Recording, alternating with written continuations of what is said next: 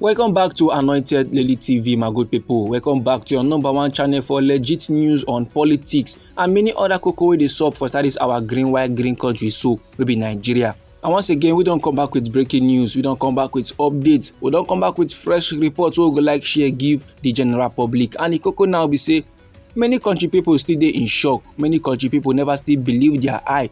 Say the suspended governor of Rivers State wey be Siminalayi Fubara go dey yarn dey give countrymen wey dey for inside Rivers State so make dem support our president Bola Ahmed Tinubu.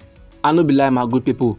Reports dey ground as Siminalayi Fubara wey be the suspended governor of Rivers State on Saturday bin drop his Easter message, and for inside that message so he na come dey describe the Easter season as a time of reconciliation and unity, and he na come dey urge countrymen, especially men wey dey for inside Rivers State, so make dem allow the peace of Christ to dwell richly in their hearts, and make dem allow the peace of Christ to reflect in their daily interactions. He say Easter na the time when the peace of Christ dey dwell richly in the hearts of men, restoring relationships, comforting the afflicted, feeding the hungry, and even healing the broken-hearted.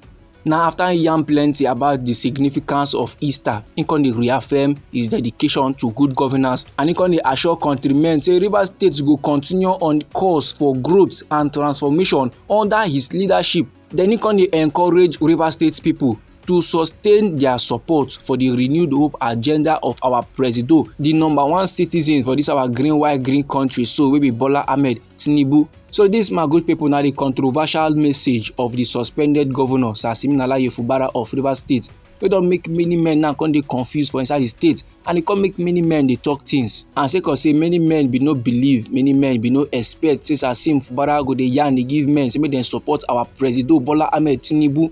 Even as men now dey para sake of the policies wey our president don plaster, wey come make the lifestyle of countrymen come dey difficult. Even as men dey para sake of say dem dey believe say our president Bola Ahmed Tinubu don team up with the FCT minister wey be RI0USLY to make things and things now rough, to make things and things risky for Siminalayi Fubara.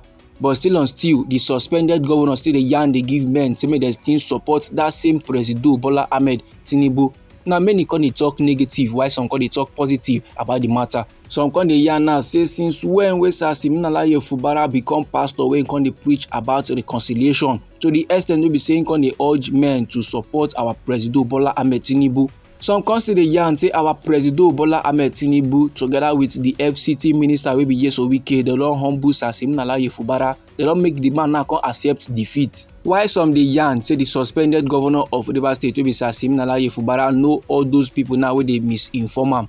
He know very well say those people now wey dey give am wrong intel go last destroy him politically. He know very well say those men na only to make noise for media and dem sabi, and last another round of emergency rule fit plaster for Rivers State and nothing dey fit do about the matter. Some dey yarn say na politics, they no blame Sim Fubara at all, while some dey yarn say because of the statement, because of him now telling countrymen to support our president Bola Ahmed Tinubu, the respect wey dem get for am don vanish. While some countrymen constantly let men dey know say na now Siminalayi Fubara understand say our president Bola Ahmed Tinubu na master planner na him be, and our president never only plan how he want to win 2027 presidential election, but he don also plan to install the next president wey dey loyal to APC. And now Siminalayi Fubara brain come begin dey function politically by not letting social media noise deceive him. And now the thing don clear for the eyes of Siminalayi Fubara. Say if a faction or if a section of this our green white green country no support you, nobody support you at all. And if nobody supports you, be rest assured say you go fail politically. While some countrymen constantly yarn say his main focus supposed to be our president Bola Ahmed Tinubu and not the FCT minister, because if last Abuja can't realize, or Abuja now can't get Rivers State under their control, if it be say the suspended governor of Rivers State will be Siminalayi Fubara can go pledge loyalty to our president, and our president now can't accept, knowing fully well say Sim they come with the whole resources of Rivers State, then the president of we nation will be Bola Ahmed Tinubu go make sure say Oga RI0USLY know the trouble Sim Fubara again, our presido go make sure say dem tame Oga RI0USLY. Our presido go make sure say all the wings wey Oga RI0USLY now don gather in the past few years, all the akpo, all the influence now wey the man don get, they go cut all of them. Then they go come give am to Siminalayi Fubara. While some countrymen dey yarn say e no matter say they call for peace, e no matter say they call for reconciliation, e no matter say dey yarn dey give Rivers State people say make dem support our presido Bola Ahmed Tinubu.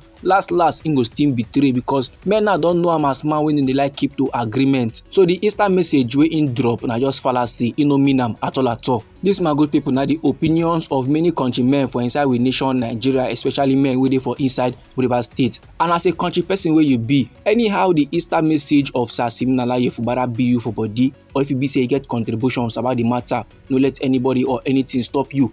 Feel free make you put am inside our comment section. But meanwhile, I still get another report to share give the general public. And the koko be say, as the ongoing political tension for inside Rivers State dey continue to dey escalate, the former governor of Rivers State wey come become the minister of FCT, and that na Oga RI0USLY, he now don come outside dey yarn say he is very much open to reconciling with the suspended governor Siminalayi Fubara of Rivers State.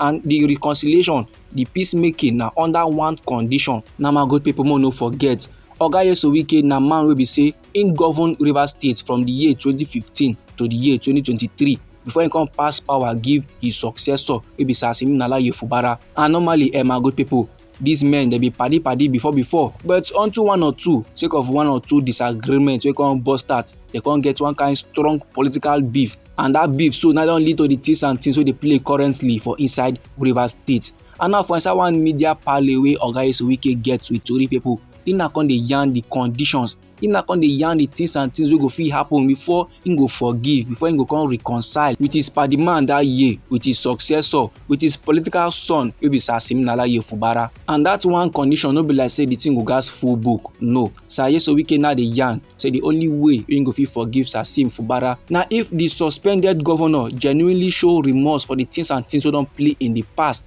RI0USLY now dey yarn say Sim Fubara gas to come apologize, and that apology gas come from the bottom of his heart. Oga RI0USLY now no want cho apology. You no want the one where you go talk sorry for front, then go back, go dey do another levels. And now my good people, as I dey sama this information now, they give the general public, Siminalayi Fubara never respond. He never talk anything about the matter. But be rest assured, say anything will come board, Anointed Lady TV go make sure say we pass and give the general public.